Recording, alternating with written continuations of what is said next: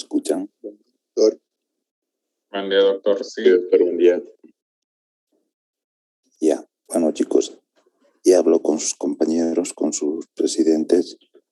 Este va a ser el último tema y el siguiente, que es insuficiencia respiratoria, lo van a leer ustedes, chicos, y si no se pueden prestar apuntes del año pasado ya, por favor. Realmente estas últimas clases estoy un poco delicado, chicos, y con mucho esfuerzo estoy tratando de cumplir.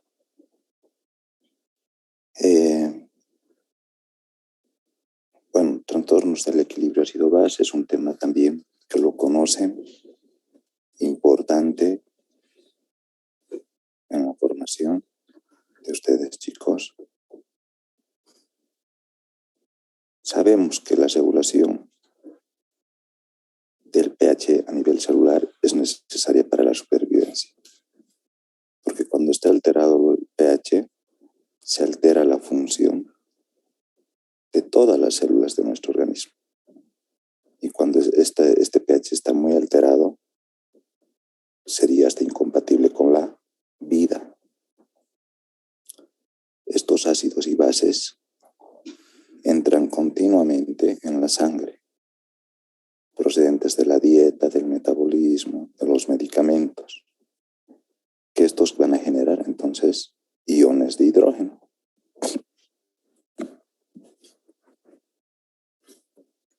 La concentración de estos iones, como les había dicho, influye en la función enzimática de todas las células del organismo. ¿Qué es un ácido?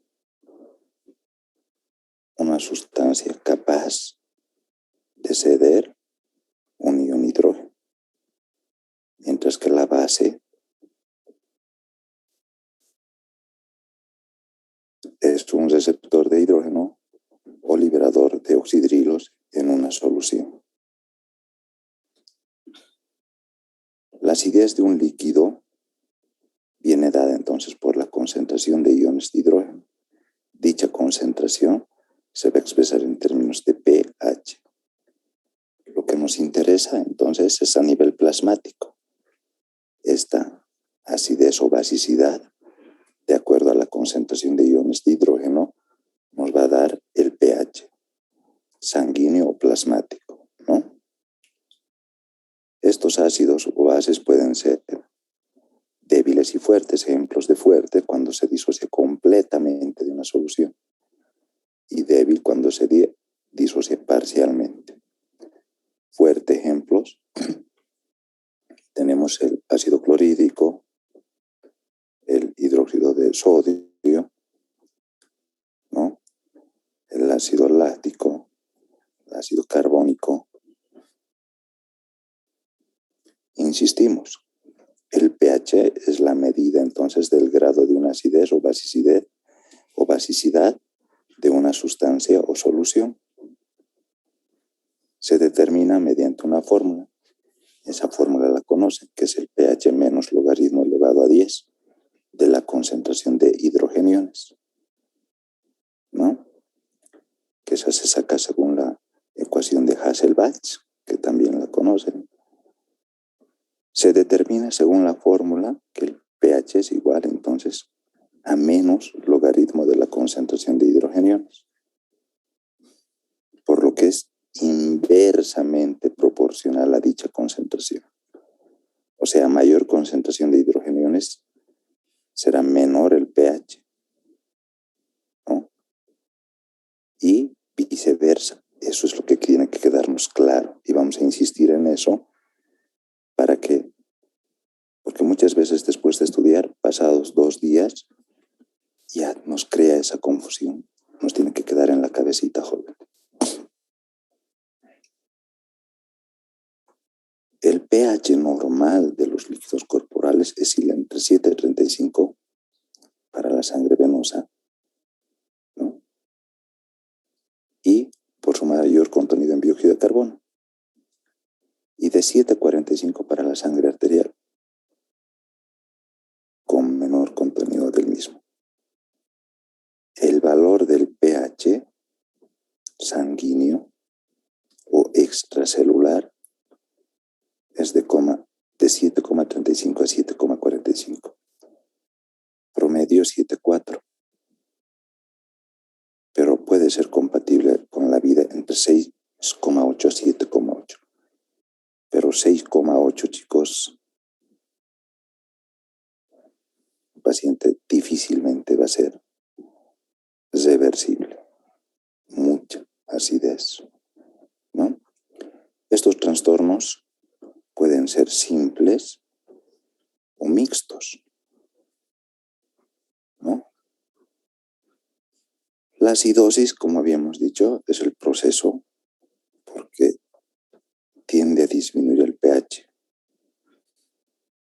Y si tiende a disminuir el pH, ¿no? ¿Quién va a dar esta acidez? Los hidrogeniones. Entonces, existe un aumento en la concentración de hidrogeniones. Te inducida entonces por una disminución en la concentración de bicarbonato o por un aumento también de la PCO2, ¿no? En la alcalosis, el pH sube, ¿no? ¿Por qué? Porque existe reducción de la concentración de iones de hidrógeno. Y está inducida esta entonces alcalosis por una elevación en la concentración del bicarbonato o una disminución de la presión parcial de dióxido de carbono.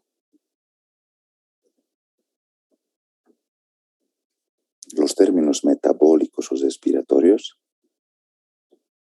se refieren entonces a la modificación metabólico, bicarbonato, riñón, respiratorio, ácido, volátil, dióxido de carbono, pulmones.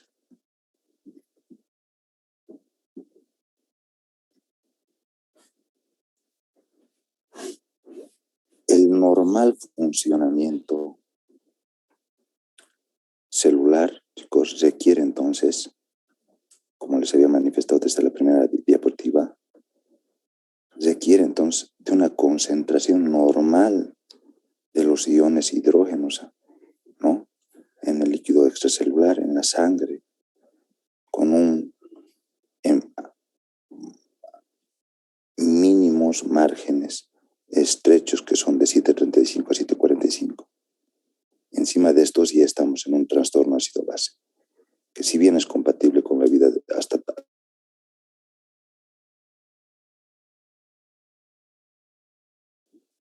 difícilmente reversibles, ¿no? Los procesos metabólicos generan gran cantidad de ácidos. El organismo necesita neutralizar y eliminar estos iones de hidrógeno para tratar de mantener constante el pH. Entonces, para ello disponemos cómo se neutralizan inicialmente a través de los mecanismos de buffer o sistemas amortiguadores o neutralizadores, que estos a nivel intracelular, estos tapón son las proteínas, hemoglobina, fosfato, potasio, que hemos visto en la anterior clase. El potasio es fundamental en la regulación del equilibrio ácido-base. O extracelulares. De estos, entonces, es importante el ácido carbónico, ¿no? El dióxido de carbono, ¿no? Que esta es la ecuación de Hasselbalch, que cuando se une a agua va a formar el ácido carbónico, ¿no? Que si necesita alcalinizar, se disocia en un ion hidrógeno y en bicarbonato, ¿no? Y si se necesitaría aumentar la acidez, se disocia entonces en agua para tener mayor ácido, que es el dióxido de carbono. Mientras que los mecanismos de compensación, ¿no? Es el organismo quien responde a un desorden ácido simple por una respuesta compensatoria, respiratoria o renal, intentando entonces normalizar el pH. Estas respuestas probablemente probablemente mediada, al menos en parte, por alteraciones paralelas en las células reguladoras. ¿Quiénes? Células reguladoras a nivel tubular renal o en el centro respiratorio, de acuerdo a la necesidad. A nivel tubular renal, permitiendo la eliminación de hidrogeniones, permitiendo la reabsorción de sodio, de bicarbonato, de bicarbonato, e inclusive, en casos necesarios, sintetizan bicarbonato estas células reguladoras tubulares, ¿no? Y a nivel del centro respiratorio, para que el paciente hipoventile, ¿no? De esa manera retenga el ácido, que es el dióxido de carbono, o hiperventile, para eliminar dióxido de carbono, que es el ácido volátil. Les decía a sus compañeros que yo vi un video de este doctor Santander que realmente su explicación me parece la forma mnemotécnica más sencilla de que nos quede.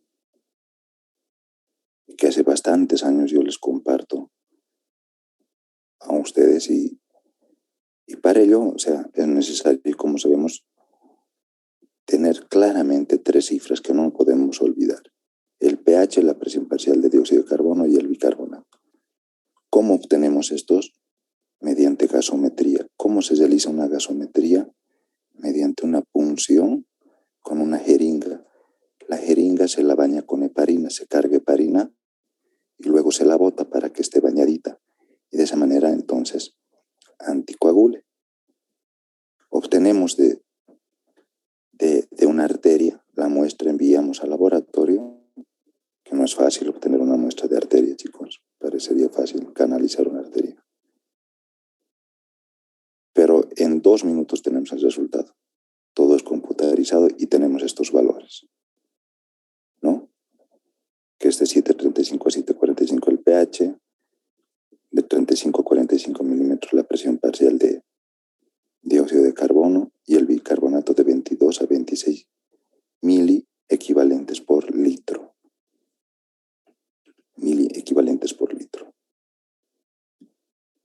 Ahora, dentro de esto es importante que se aprendan una tablita, ¿no? Con una bolita, donde vemos que la alcalosis tiene L de levantar, alcalosis, para que no se olviden mnemotécnicamente, levanta el pH. Si levanta el pH, hemos dicho que los iones de hidrógeno son inversamente proporcionales. Entonces disminuirá la concentración de hidrógeno. Pero esto, la L y la D, nos vamos a referir al pH. La D, acidosis tiene D, desciende el pH. Insistiendo a las primeras diapositivas, si desciende el pH, aunque sea mnemotécnicamente, tenemos que acordarnos que aumenta la concentración de iones de hidrógeno. Los iones de hidrógeno son ácidos, entonces por eso son inversamente proporcionales. No se olviden. Alcalosis tiene L, levanta el pH. Entonces disminuye la concentración de hidrogeniones, ¿no? Por la fórmula que ya hemos visto. Y porque así es claramente. Acidosis tiene D, desciende el pH. Si desciende el pH, aumenta la concentración de hidrogeniones. Ahora, fíjense, hasta mnemotécnicamente, para que cuando tengamos resultados una gasometría, nosotros obviamente, ¿qué es lo ideal, chicos? Ver al paciente, ¿no? Cuando atendemos al paciente, recién tenemos que sacar diagnósticos. Pero diría, mnemotécnicamente, podemos acercarnos muy bien. Les había dicho que los valores que tenemos, que no, eso no podemos olvidarnos, o sea, eso tiene que estar en su memoria, son estos, ¿no? Esto es lo esencial, el pH, el CO2 y el bicarbonato. Entonces, hablamos el mnemotécnico miro a la tabla. Tenemos acidosis metabólica, alcalosis metabólica, acidosis respiratoria y alcalosis respiratoria. Lo dividimos entonces en metabólico y en respiratorio. ¿Por qué? Porque miren, la mitad, mi metabólico igual, respiratorio opuesto. Metabólico igual, respiratorio opuesto.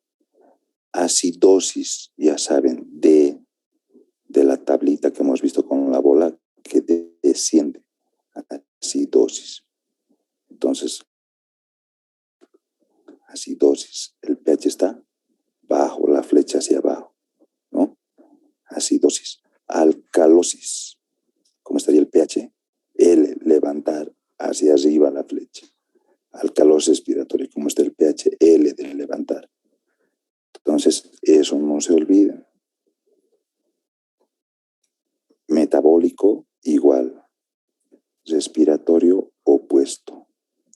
Metabólico igual, respiratorio opuesto. Entonces vemos en la tabla. Si tenemos una acidosis metabólica, el pH baja, ¿no? Y los otros dos valores, metabólico igual, tendrían que estar en el mismo sentido la flecha. En el mismo sentido la flecha. Que se den cuenta. En alcalosis está el pH, alcalos levanta hacia arriba. Los otros dos hacia arriba. Nos fijamos. Alcalosis hacia arriba. Metabólico igual. Alcalosis tiene L de levantar, pH arriba. Metabólico igual. En respiratorio, jóvenes. Hemos dicho respiratorio opuesto. Lo que no varía es el pH, ¿no? Acidosis D, hemos dicho que en la tablita descendida. Los otros valores en respiratorio opuesto, entonces hacia arriba. Alcalosis L de levantar, pH levantado. Los otros valores CO2, bicarbonato opuesto. Si esto levanta, estos hacia abajo. Eso de una forma mnemotécnica, ¿sí? Si algún rato tenemos dudas, entonces de esa forma no se van a olvidar. Claro que lo ideal es razonar y por qué tenemos él. Entonces, el pH lleva esta fórmula, ¿no? Es igual al bicarbonato sobre la presión parcial de dióxido de carbono. El bicarbonato hemos dicho que es metabólico, tiene que ver con el riñón. Acabamos de ver mecanismos de neutralización extracelular y mecanismo de compensación, ¿no? Lo propio, respiratorio es la única manera de eliminar a través de la respiración, por ende por los pulmones. Ahora, si intercambiamos esta fórmula matemáticamente, vemos, ¿no? Así. Entonces, el pH para que esté en equilibrio, como ven, otra tablita, tiene que pues tener concentraciones de bicarbonato equivalentes al gas o al ácido volátil. Pero si aumenta bicarbonato no se olviden, es la base hasta cuando vamos, ¿no? Después de un picante o tenemos acidez, que nos compramos bicarbonato de las tienditas. Entonces, se aumenta bicarbonato, se aumenta la base, para compensar, ¿qué tiene que haber? Aumento pues del ácido, ¿no? No puede disminuir el ácido, sino se haría más base. Entonces, tiene que aumentar el ácido. Si aumenta el ácido, entonces, ¿qué tiene que haber? Aumento de la base del bicarbonato. Si disminuye el ácido, ¿no? Si disminuye el ácido, tiene que disminuir el bicarbonato. Si disminuye el bicarbonato, la base, tiene que disminuir pues el ácido. Esa es la manera fácil de entender entonces cómo compensa nuestro organismo. Ahora, si hablamos de acidosis, chicos, ya sabemos, ¿no? Acidosis, os recordamos la D de descender, baja el pH. Si es acidosis metabólica, ya hemos visto cuál va a ser el trastorno. Acidosis, ¿quién va a bajar? El bicarbonato. ¿Y quién va a compensar? Los pulmones, bajando el CO2. Si es acidosis respiratoria, ¿cuál es el trastorno respiratorio? Pulmón. Si es acidosis, ¿qué va a estar? El pulmón elevado, el ácido, acidosis, ¿no? Elevado. ¿Y quién va a compensar? El riñón. Si está elevado el ácido, ¿qué tiene que aumentar? El bicarbonato. Lo propio, ¿no? En la alcalosis, L de levantar, el pH está levantado. Alcalosis metabólica. Si está levantado, ¿quién va a levantar este metabólico? El bicarbonato, ¿no? En el riñón. Si está elevado el bicarbonato, ¿qué tiene que elevarse? El ácido, ¿quién va a compensar? Los pulmones. En la alcalosis respiratoria, ¿no? Levantado el pecho, pero respiratoria, ¿qué es? Alcalosis respiratoria, ¿no? Entonces, CO2 tiene que estar disminuido. Sabemos que este es un ácido volátil. Si es respiratorio, está disminuido. ¿Y cómo va a compensar el riñón? Disminuyendo el bicarbonato, ¿no? En otras palabras, en la alcalosis respiratoria, chicos, para que también de esta manera puedan entender, alcalosis, el paciente está hiperventilando.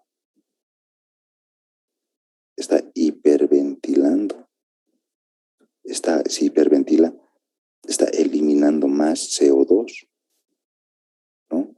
Mientras que en la acidosis respiratoria, el paciente hipoventila, o sea, saca menos CO2, por eso tiene más ácido volátil o gaseoso en la sangre, para que me entiendan. Y si vamos a Miro, fíjense, ¿no? Acidosis descendido, ¿no? En las metabólicas tiene que estar en mi igual, flecha abajo, ¿no? Alcalosis metabólica, alcalosis pH arriba. En respiratorio, lo contrario, pH abajo, respiratorio arriba. Alcalosis respiratoria, abajo. Ir entre las dos formas, chicos, ¿no? Mnemotécnicamente y entendiendo el trastorno y la compensación. Fácil. Creo que con ello, chicos, no se pueden olvidar, ¿no? No se pueden olvidar. Por supuesto, si este tema quieren profundizar, cualquier bibliografía, chicos, sirve. No es que hasta las páginas en internet que dicen, no, existe mucha información y cualquier libro sirve, chicos, de cirugía, existen anestesio, hay un libro de fisiología para anestesiólogos, está muy bien explicado, en fisiopatología de Smith y Thayer. Considero que todos los libros son buenos, chicos. La concentración de iones de hidrógeno nos da el pH, sabemos, ¿no? Que en casos de acidemia,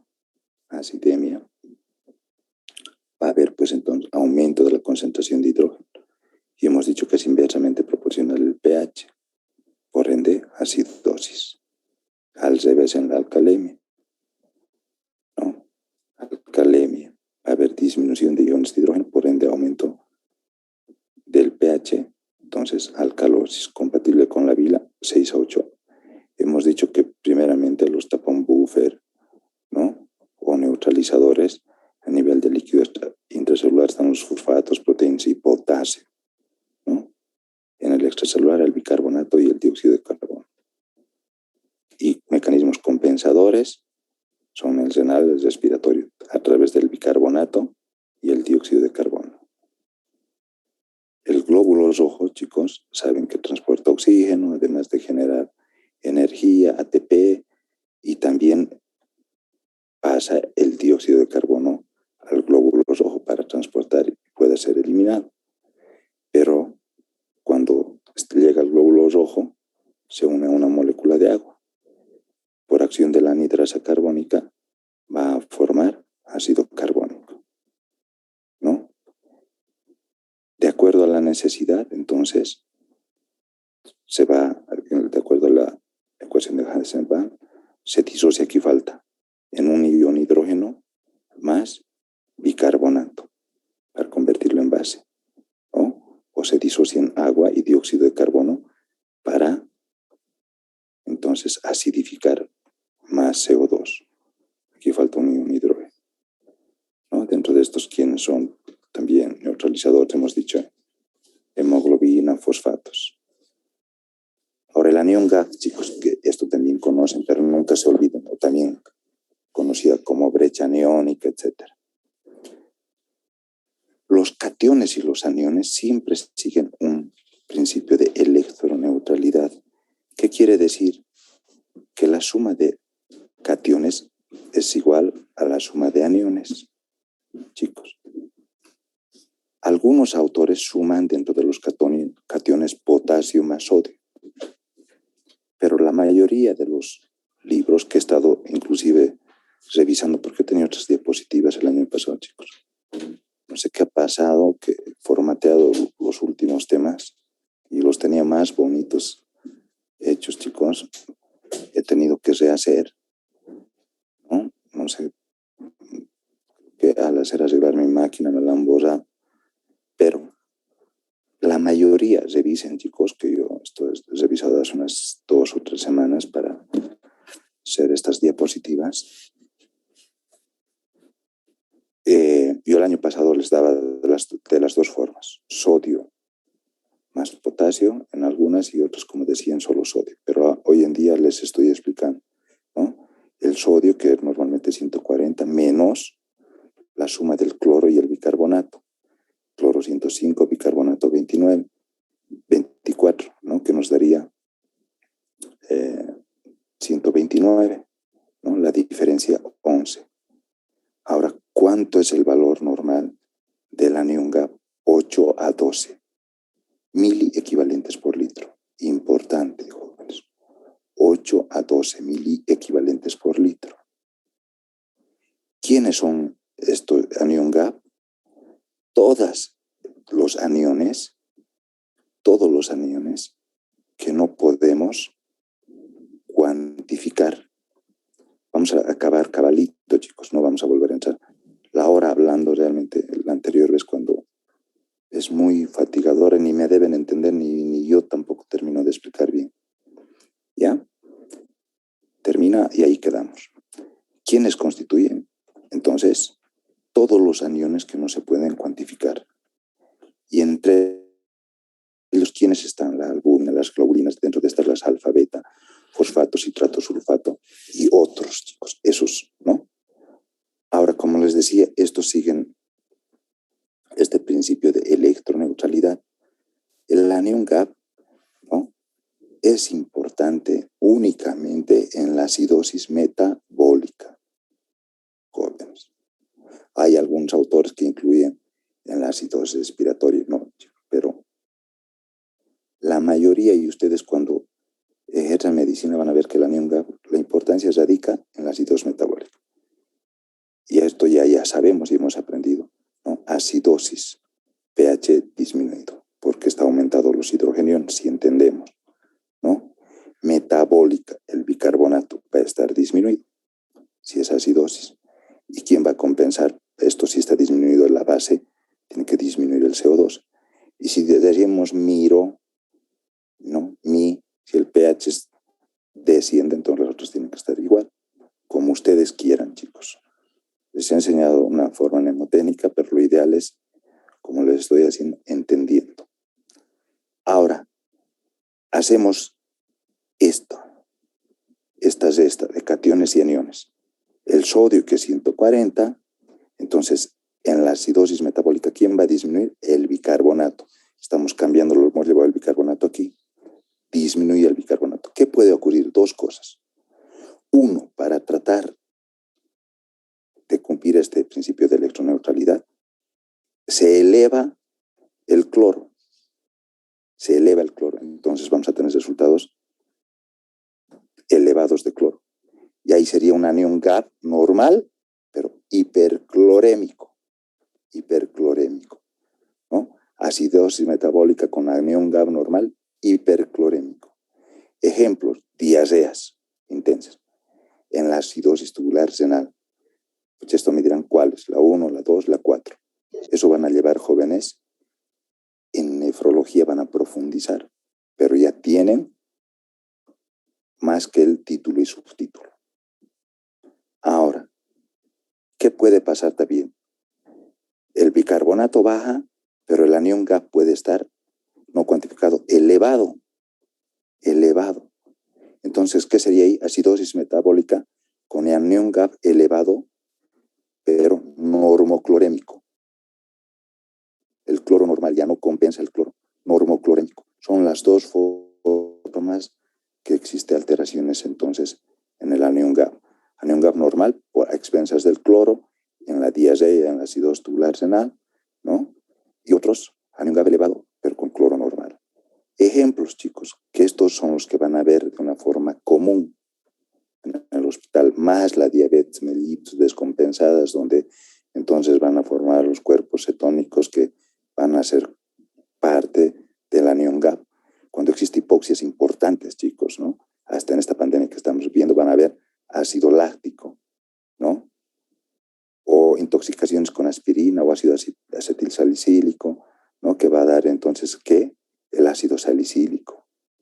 Metanol, la gente que bebe mucho, entonces va a estar en acidosis metabólica porque la intoxicación hace que forme mucho ácido fórmico.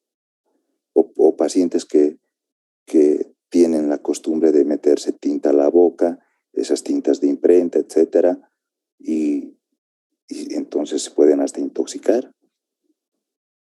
Hay gente, ustedes además de ver la boca cuando llegan al hospital, ya saben que este va formado ácido glicólico y tiene acidosis entonces metabólica, ¿no? Con anión GAP elevado, normoclomérico, a expensas de la tinta que ha formado ácido glicólico, ¿no?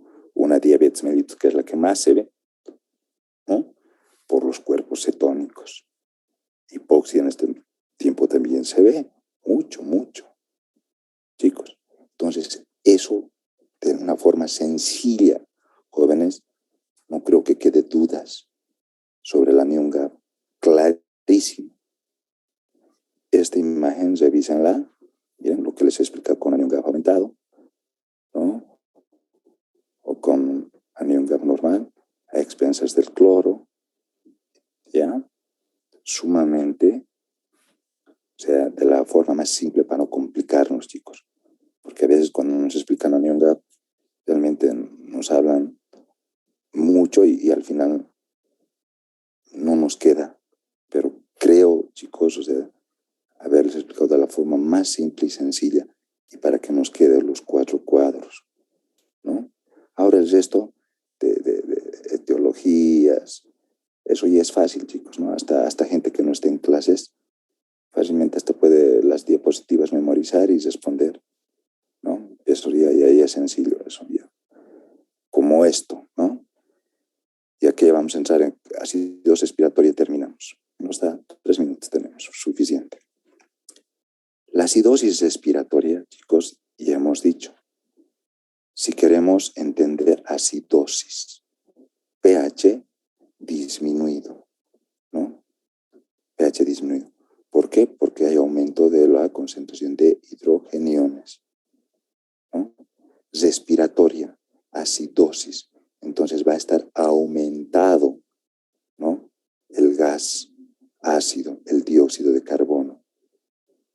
Y probablemente si está muy aumentado, ¿quién va a compensar? El bicarbonato. Entonces, ¿no? Y para compensar, tiene que elevarse. Y si hacemos la tabla Miro, Rho respiratorio opuesto, entonces acidosis pH bajo, ¿no? CO2 arriba, ¿no? Y bicarbonato arriba, como ustedes quieran, pero siempre he entrado yo con la parte que debemos de entender. Pero lo otro me parece también que si agarramos esa tablita Miro, las tablitas de descender, de alcalosis, de levantar, chicos, ayuda bastante, ¿ya? A lo dicho, explicado, entonces el ácido carbónico va a estar elevado. Hemos dicho que sus valores normales son de 35 a 45. Y si está encima de 45, ¿qué se llama? Hipercapnia, ¿no? Debajo, hipocapnia. Hipocapnia. Esto puede producirse, ¿por qué? Por neumotórax, edema pulmonar, depresión del sistema o centro respiratorio, ¿no? Entonces, si va a haber depresión del sistema respiratorio, ¿qué está? Hipoventilando, ¿no? La ventilación está disminuida. Si está hipoventilando, entonces pasa muchos segundos, recién está reteniendo CO2, pues chicos, ¿no? Está reteniendo CO2, por eso aumenta en la sangre el ácido. Las causas: sobredosis de sedantes, broncoespasmo, obstrucción de vías respiratorias, enfermedades pulmonares obstructivas crónicas, sobre todo estas cuando se reagudizan, ¿no? Bronquitis crónica, luego está asma, enfisema. Si se reagudizan estas, chicos, entonces hay que pensar, entonces, en ventilar. ¿Cuáles son los amortiguadores sanguíneos? Celulares. ¿Cuáles son los amortiguadores sanguíneos, celulares y iones? ¿Qué se hace? Entonces, eliminan el ion hidrogenio, ¿no? Y van a tratar de retener el bicarbonato. El bicarbonato. De esa manera se va a compensar, que ya está explicado. ¿Y cuál es el tratamiento? Con esto se acaba, ¿no? Tratar la causa. Si con muchos sedantes que son benzodiazepínicos, antagonizar, pues si se se intoxicado hasta ser lavado de estómago, etc. Y si no antagonizo con fluoxetina, por opioides, por ejemplo, entonces la naloxona. Si el paciente